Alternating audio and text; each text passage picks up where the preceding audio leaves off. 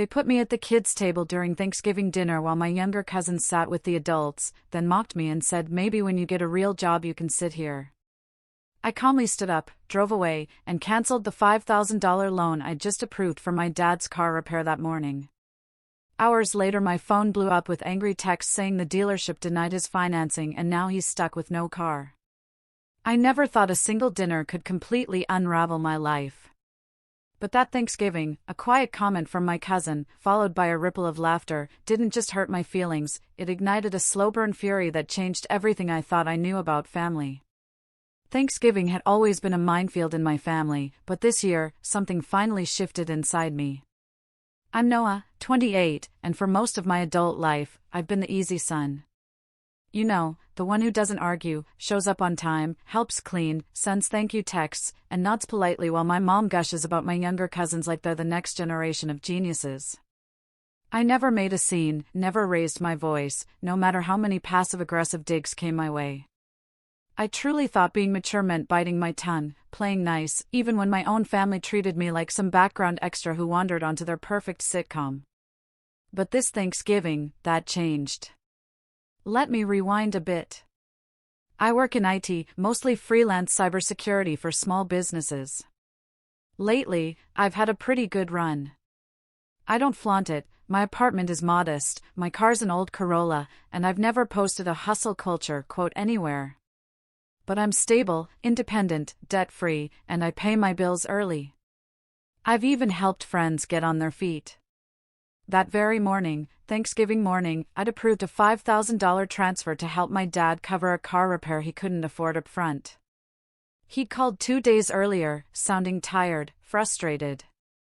Noah, listen, the dealership says it's the transmission. They want $5,000, and they won't even start without a deposit. I'm maxed out from your mom's dental work. Think you could spot me until month end? I didn't hesitate. Yeah, of course, I told him. I'll send it Thursday morning. He sounded genuinely grateful. I don't know what we'd do without you, son. Those words stuck with me, not because they were sweet, but because they were so rare. My dad isn't expressive, usually, it's all sarcasm and shoulder pats. When he sounded almost sincere, I took it at face value. I arrived at Thanksgiving with a bottle of wine and my famous cornbread stuffing. My cousins were already there, gathered around the living room TV. They're all younger than me, 20, 22, 24. Loud, a little smug, fresh out of college or still in it, reeking of cologne. One of them, Blake, was already bragging about closing a $60,000 deal at his startup, like he'd just cured cancer. My aunt was eating it up, nodding like he'd made the Forbes list. I said my hellos, then drifted into the kitchen to help Mom. Can you grab the paper plates, honey? She asked, barely looking at me. Sure, I replied. Do you want the good ones, or just, she cut me off. Doesn't matter. You're sitting with the kids anyway. I froze. What? She looked at me like I was being difficult. The adult table's full. There wasn't enough room. I glanced at the dining room. It was the same table we'd used every year, easily seating 10. My dad, my Uncle Stephen, my aunt, my mom, my older sister, her husband, and 3 open seats, one of which had always, historically, been mine.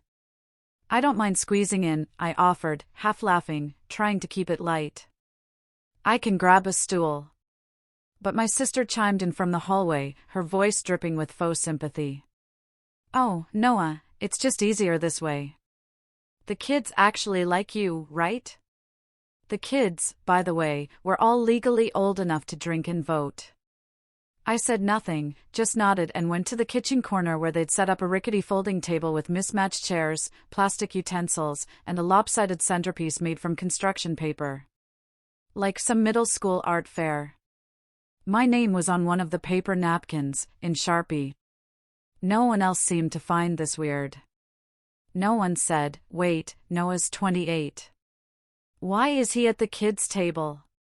No one offered their seat or even pretended to notice. I sat down across from Blake, who barely looked up from his phone. Dinner began. Toasts were made.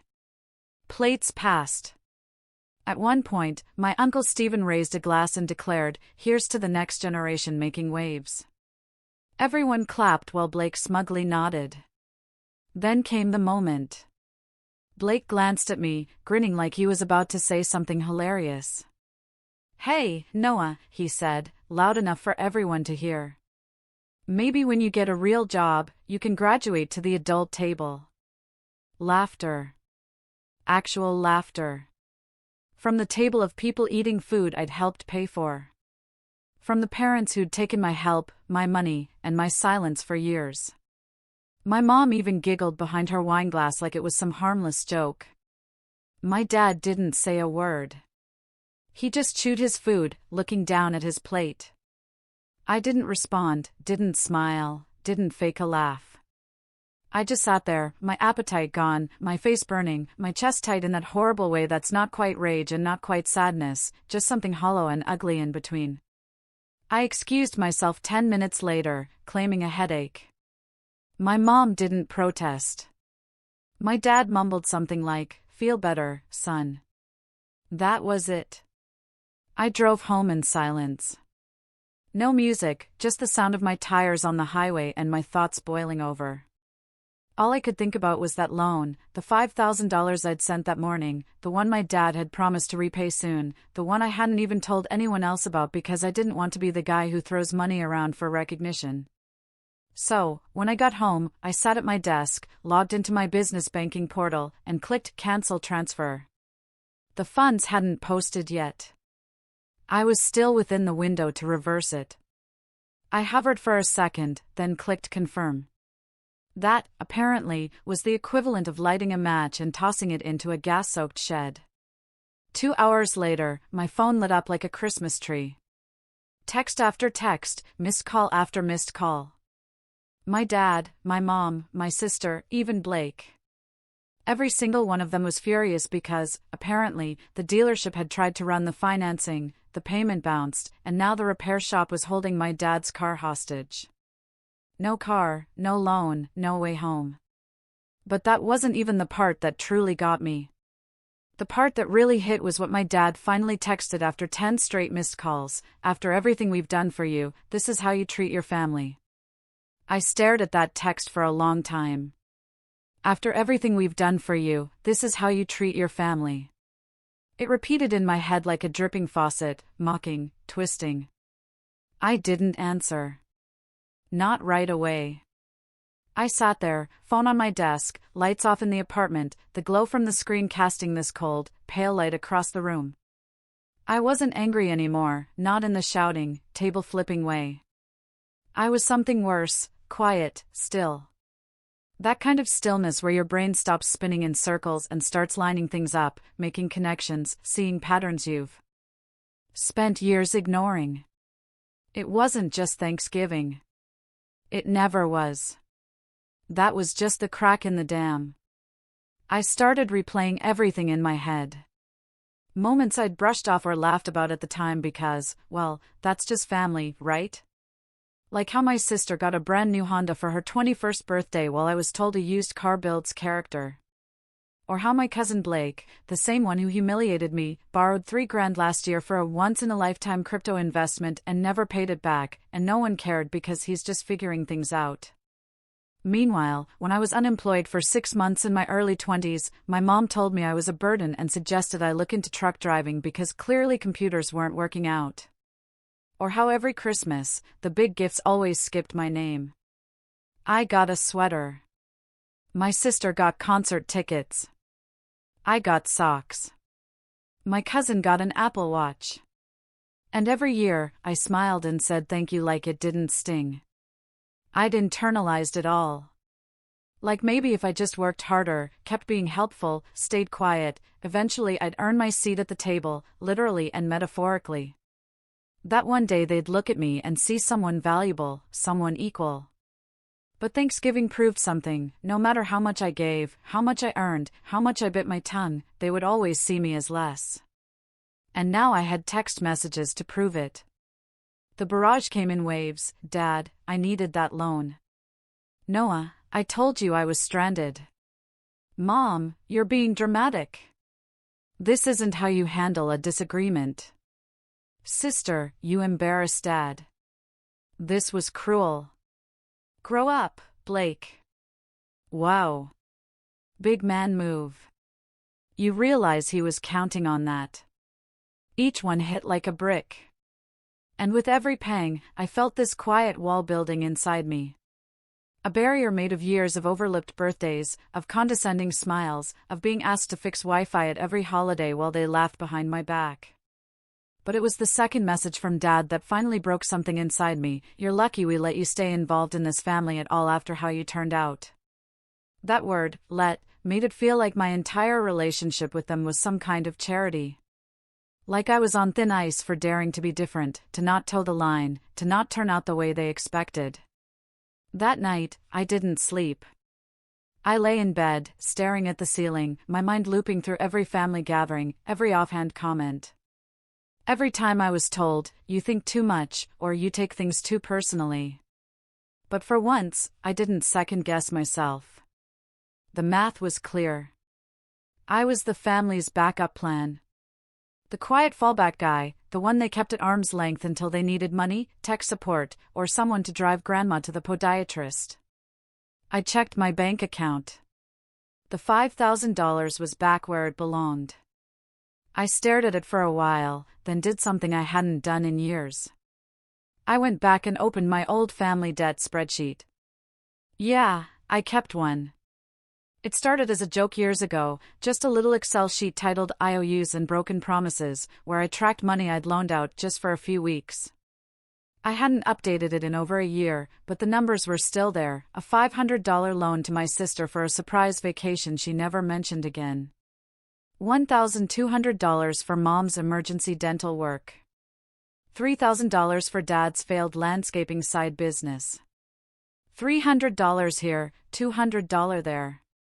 Always with a smile, always with the promise of I'll get it back to you soon. The grand total, $12,580. And that was just the cash.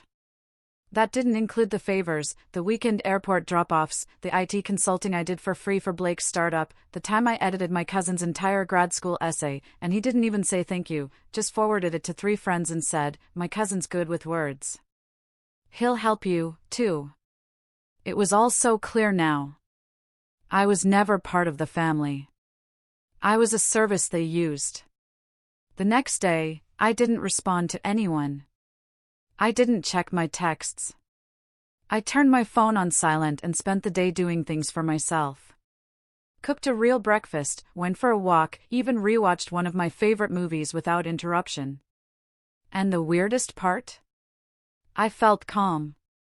But of course, the silence didn't last.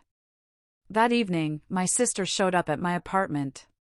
She didn't even knock like a normal person, she just started pounding on the door like she was trying to break it down. I opened it, already bracing myself. Are you serious? She barked before I could say anything. What kind of childish stunt was that? I blinked. You mean, not giving away my money? She scoffed. You humiliated Dad.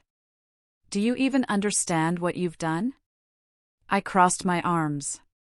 He humiliated me in front of the whole family. And no one said a word. That was just a joke. No, I said sharply.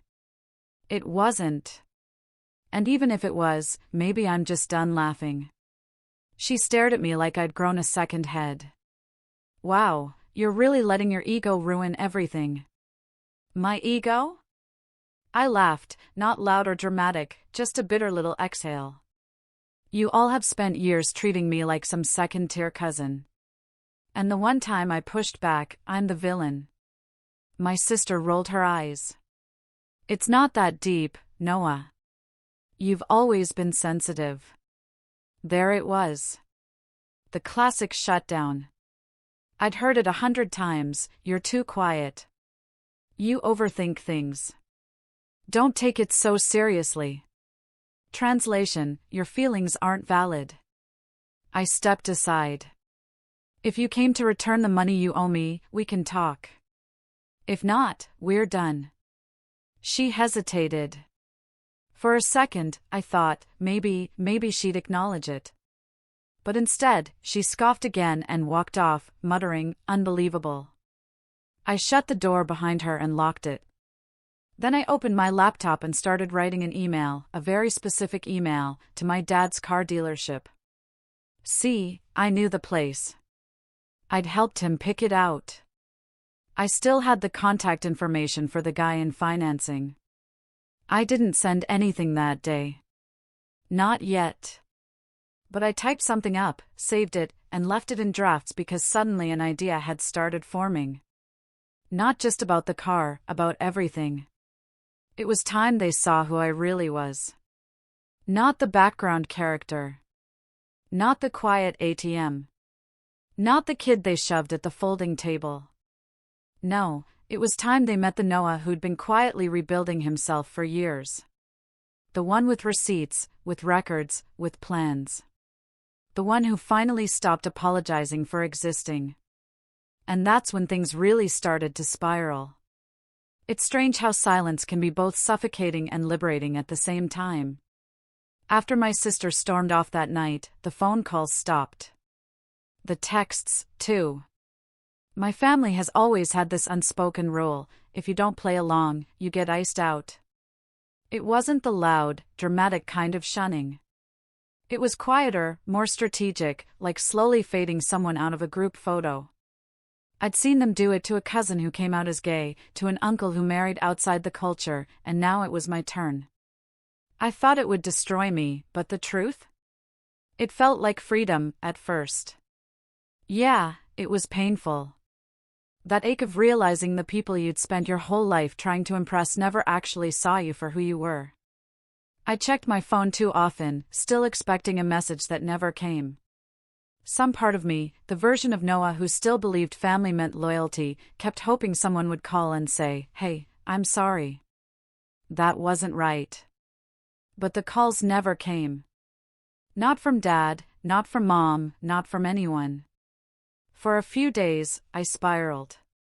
I didn't eat much, didn't shower, just kind of drifted around my apartment like a ghost. I kept playing their words in my head like a broken record: "You're lucky we let you stay involved. You're being dramatic. You embarrassed Dad." Like I was the problem.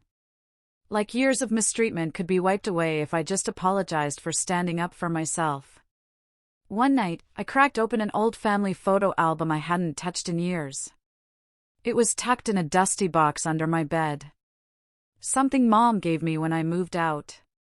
Most of the photos were faded, but one caught my eye. It was Thanksgiving, maybe 10 years ago. I was standing in the background, holding a plate. Everyone else was seated, smiling for the camera. I wasn't even looking at the lens. I was halfway turned, like I didn't belong in the frame at all. I stared at that picture for a long time, and something shifted. That was the last night I'd let them define my worth. The next morning, I made a list. Not a revenge list, not yet. But a rebuild list. A plan to start living like someone who mattered, who deserved better, who didn't need a seat at their table because he could build his own. First, I cleared my calendar. Every Sunday dinner invite, every holiday ping, every "Are you coming to cousin's baby shower" text. I deleted it all. I blocked numbers. I archived threads. If they weren't going to treat me with respect, they didn't get access to my time. Next, I poured myself into work. Freelance IT had always been feast or famine, but I'd gotten good at it. I started reaching out to past clients, letting them know I was taking on new projects. Within a week, I landed 2 gigs, both cybersecurity audits for mid-size companies. By the end of the month, I had 4 more. My income tripled. I bought a second monitor, upgraded my desk chair, built a real office in the spare room that had always just been storage. But it wasn't just about money. It was about reclaiming identity. I started running again, something I hadn't done since college. Not because I wanted to look a certain way, but because I needed to feel movement, to remind myself I was still here, still capable, still alive. I changed my diet, started reading again, picked up an old hobby, woodworking, that I used to love before life got too noisy. I even built a bookshelf by hand and filled it with titles I'd always meant to read. Each nail I drove felt like planting a flag in my own future. And slowly, I stopped waiting. Stopped waiting for their approval. Stopped waiting for that apology. Stopped waiting to feel like I belonged, because for the first time in my life, I was learning to belong to myself. But of course, they didn't stay quiet forever. It started small. A hey from Mom 2 weeks after Thanksgiving. Just that. No punctuation, no explanation. I stared at it for a long time and didn't reply. Then my aunt messaged me on social media, asking if I was okay, and your parents are really hurt, like I'd thrown a tantrum and stormed out instead of quietly withdrawing from a lifetime of disrespect. I ignored her, too. The silence must have driven them crazy.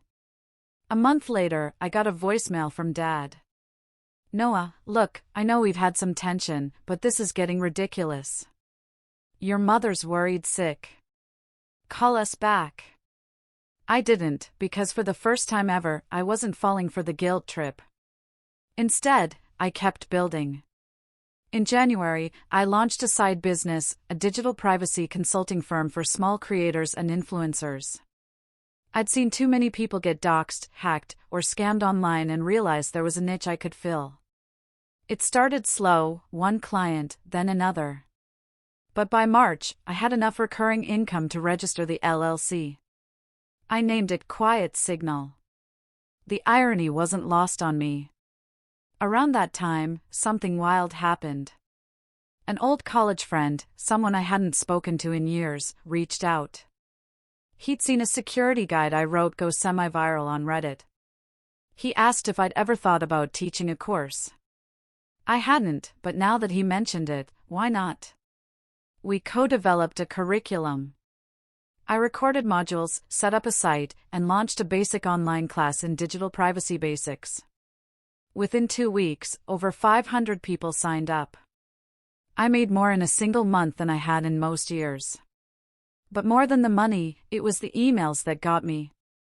Messages from people thanking me, saying I made something confusing feel simple, that they felt safer, seen, in control. It hit me like a freight train.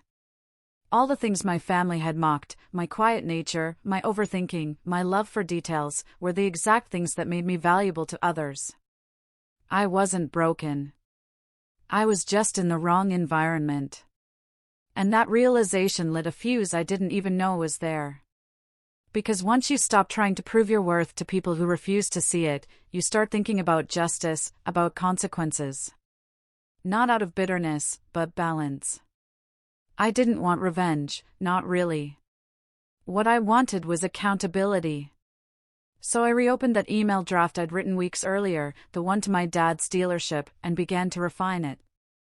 But more than that, I started digging into old receipts, into legal rights, into all the ways I'd been used financially, emotionally, even professionally.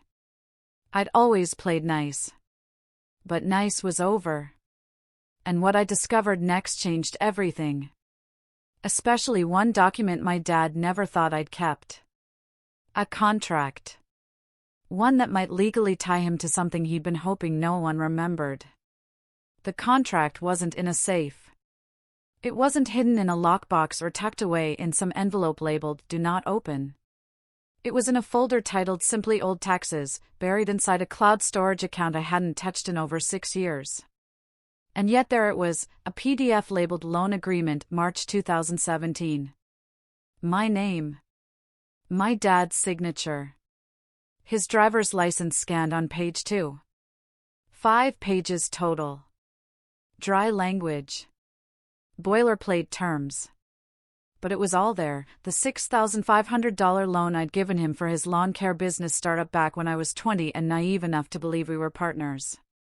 The business flopped within 9 months. He'd blamed the economy. I never saw a dime back. But this wasn't just about the Money. The final page included something else. A handwritten note he'd insisted on adding at the time, scribbled above the signature line, "If I fail to repay this amount, I forfeit all rights to claim sole ownership of Noah's old truck, which is currently in my name for insurance purposes only." That line hit like a thunderclap, because that truck, I'd forgotten all about it. Back then, it had been my lifeline, a beat-up Toyota Tacoma I bought in college.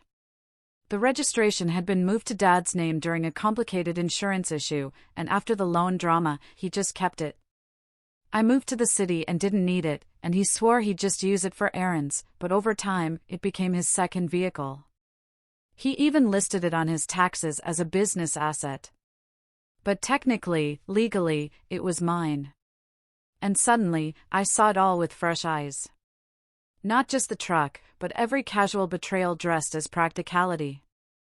Every "it's just easier this way" that conveniently benefited him and erased me. Every deal where I took the risk, and he took the reward. So I printed that contract, made 2 copies, and started planning. This wasn't just about a car. This was about drawing a line, reclaiming what was mine, inch by inch. I didn't go nuclear. Not yet. I was strategic, patient, and quiet, just like they'd always taught me to be. Only now, I was applying that quiet in a way they'd never expected. First, I reached out to a former client, David, who owned a used car lot on the edge of town. We'd worked together the year prior on a payment portal redesign. I'd helped secure his customer database after a minor breach. "David," I said over coffee, hypothetically, "what happens when someone tries to sell a truck they don't actually own?" He chuckled. "Title dispute. You get lawyers involved." "What?" "No reason," I smiled. That afternoon, he sent me a contact for a guy named Leo, a DMV paperwork specialist who handled tricky title transfers. I emailed Leo a scan of the original contract and the vehicle info. He wrote back 20 minutes later. "Yeah, you have a claim, especially with that note. If he refuses to transfer the title willingly, you can file a title dispute and request a hold on resale or usage. You might even be able to block registration renewal." I didn't act on it yet. I wasn't ready for the blowback. Not until the next piece fell into place. Because the real setup wasn't about the truck. That was just bait. The appetizer. The main course was buried in something my father had stupidly bragged about last year at Thanksgiving. See, my dad had always been a little too loose-lipped when he was proud of something. Last year, I'd overheard him telling my Uncle Stephen about a private loan he'd gotten through a friend of a friend to refinance the mortgage on their house. Something about keeping it off the books, not dealing with traditional banks.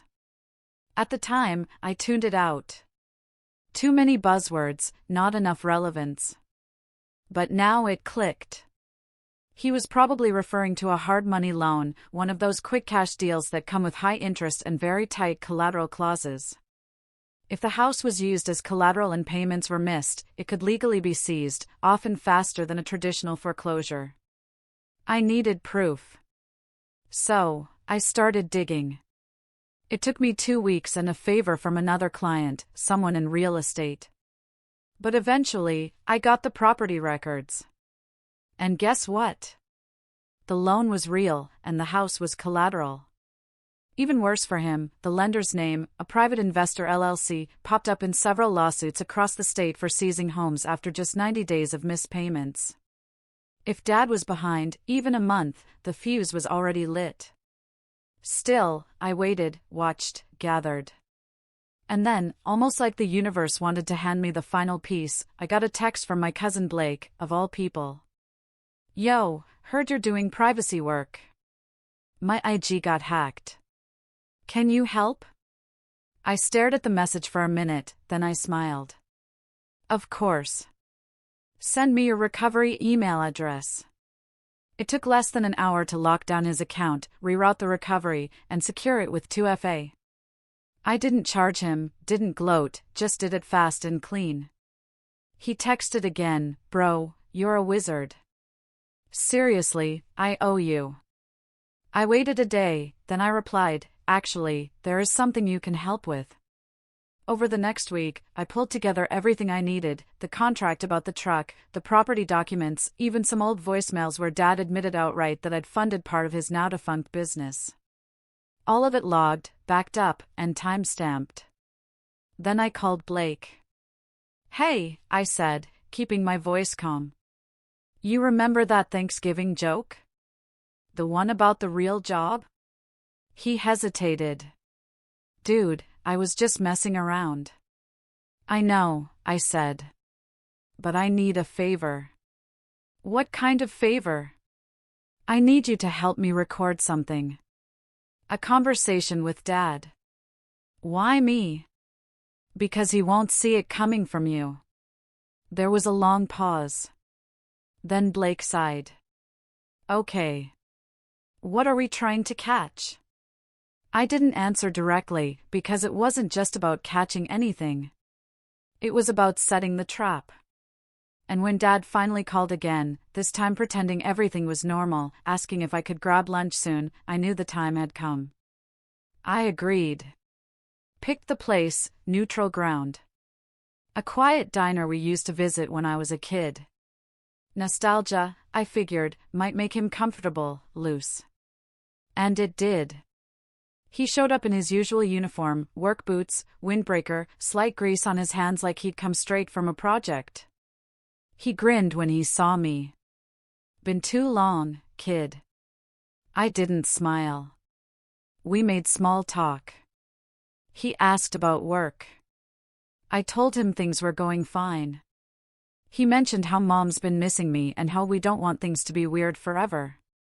Then slowly, he shifted. "Listen," he said, leaning forward, lowering his voice, "about that money. I know you probably felt ambushed. That was never the plan, but you know how your mom gets when she's stressed. The car, the holidays." He trailed off. I just nodded. Let him keep going. "I was going to pay you back," he said. "Still plan to.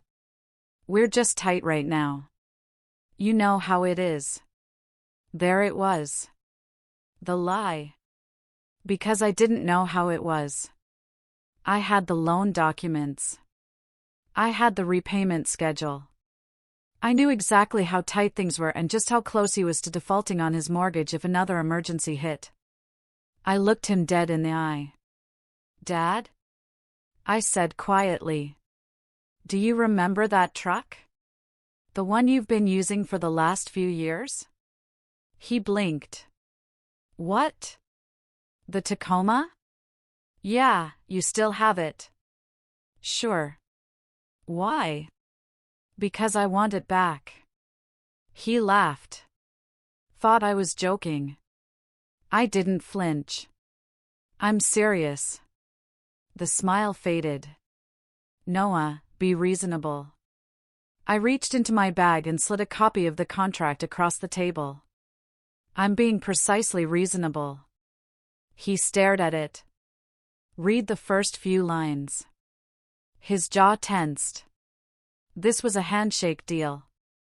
"No," I said, "it was a written contract with your signature.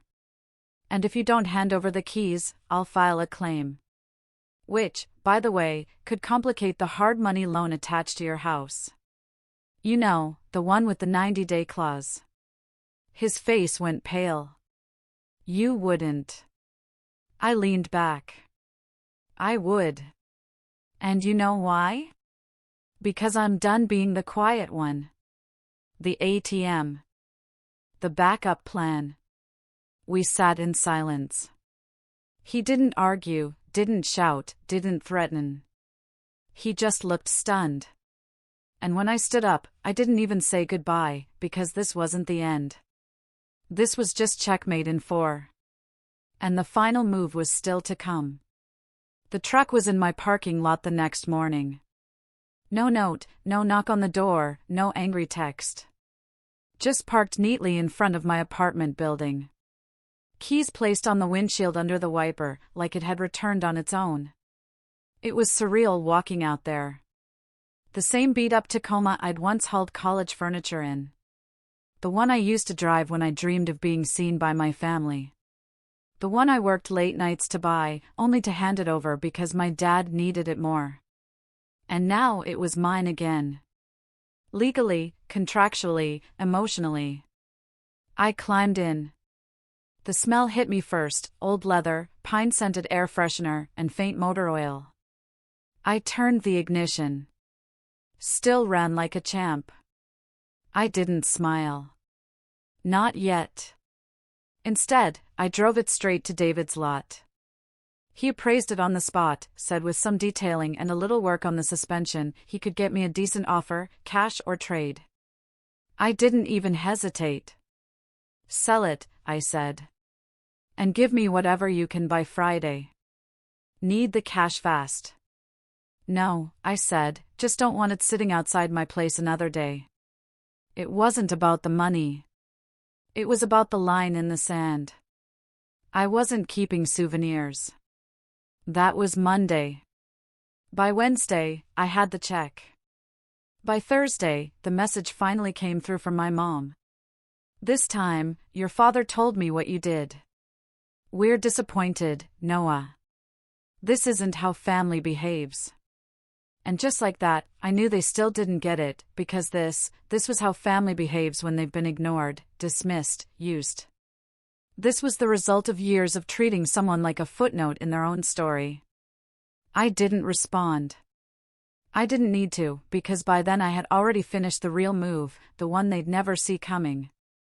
See, while I'd been collecting truck contracts and property records, I'd also quietly been working on something else. Remember that online course I launched, the digital privacy guide that went semi-viral? Well, it exploded. After a few strategic Reddit posts, a guest appearance on a mid-sized tech podcast, and a glowing tweet from an influencer with 200K followers, the course hit over 6,000 paid signups. And the reviews? 5 stars across the board. People weren't just buying the course, they were sharing it, recommending it, trusting me. Within 3 months, I was pulling in more revenue than I'd made in any full-time job. Enough to pay rent 6 months ahead, stash a chunk in savings, and most satisfying of all, completely sever financial ties with my entire family, which I did formally. I sent each of them a certified letter, brief, polite, legal. As of this date, I will no longer provide financial assistance, loans, or support of any kind to family members. All prior debts, unpaid balances, and outstanding favors are considered closed. Do not contact me for money, business, or employment-related matters. I even CC'd their emails just so there was a digital trail. Within hours, the fallout began. My sister called first. Voicemail, of course. No apology, just venom wrapped in guilt. Wow, cutting off your own blood? After everything we've done, you're seriously going to be that guy? Then my mom, we raised you better than this. What happened to the Noah we knew? Even Blake tried to play mediator. Dude, I get you're mad, but don't you think this is a little extreme? But the truth was, I wasn't mad anymore. I was done. And with that clarity came something I hadn't felt in years: peace. But the final twist came 2 months later, when I got a LinkedIn message from a recruiter at a major media company. They were launching a new podcast, something about digital privacy, online safety, tech ethics, and they wanted a consultant, someone with experience, someone who could explain complex systems to regular people in a way that didn't sound like a robot. I met with them, shared my course, gave them stats. By the end of the month, I was signed on as their lead consultant, remote, 6-month contract, generous pay. One of the producers even said, "You have this calm, surgical clarity when you talk, like you've been through some stuff." I laughed. Yeah, I said, you could say that. A week after the podcast launched, I got a text from my cousin Mia, one of the few family members who'd stayed neutral during the fallout. "Hey, just listen to that new podcast. Didn't realize that was your voice. It's awesome." I thanked her. She sent another message: "Mom's freaking out." She heard it, too. So did Aunt Linda. They're all saying Noah is acting like he's better than us now. I stared at the screen, then typed, "I'm not acting," and hit send. That was the last message I sent to anyone in my family. Since then, my life's been quieter, calmer, focused. Holidays are solo, but they're peaceful. I cook what I want. Watch whatever movie I feel like. No fake smiles, no side glances, no backhanded compliments about real jobs or growing up. Just me in my own space, on my own terms. I built something, and they'll never take it from me again. They used to laugh at the quiet one. Now they can sit in their own silence. I don't need their table because I've built my own. And the seat at the head? That's mine. What would you have done if you were in my shoes?